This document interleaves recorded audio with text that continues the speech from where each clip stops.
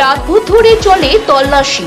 অবশেষে প্রায় ৩৬ ঘন্টার পর নিখোঁজ ২ মৎস্যজীবী দেহ উদ্ধার করল প্রশাসন।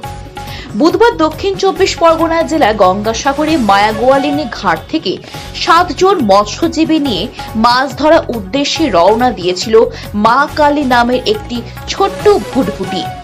মাছ ধরে বুধবার সন্ধ্যা নাগাদ ফেরার সময় নদীতে প্রবল ঢেউ ও স্রোতের কারণে ভয়ঙ্করভাবে দুলতে থাকা নৌকো থেকে নদীতে পড়ে যায় ২ জন মৎস্যজীবী।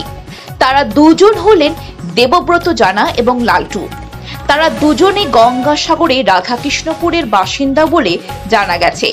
ট্রলারে থাকা বাকি মৎস্যজীবীরা দীর্ঘক্ষণ ২ মৎস্যজীবীর খোঁজ চালায়।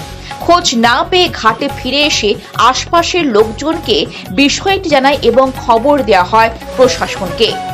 এরপর ব্লক প্রশাসনের সহযোগিতায় গঙ্গাসাগর কোস্টাল থানা ও সাগর থানার যৌথ উদ্যোগে রাতভর তল্লাশি অভিযান চালানো হয়।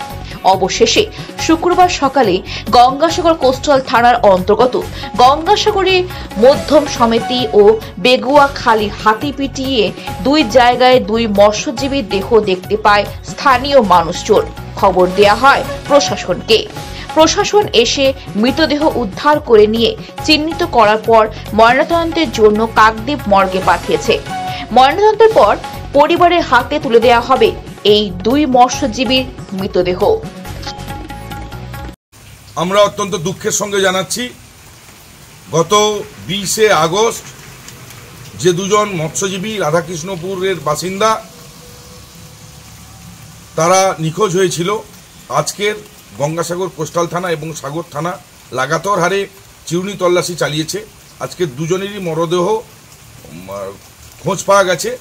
পুলিশ গঙ্গাসাগর কোস্টাল থানার পুলিশ তা উদ্ধার করে পোস্টমর্টমের ব্যবস্থা করছে। ২ জন পরিবারের পাশে থেকে আগামী দিনে যাতে যে ক্ষতিপূরণ তা পায় তার জন্য আমরা সব রকম ব্যবস্থা নেব।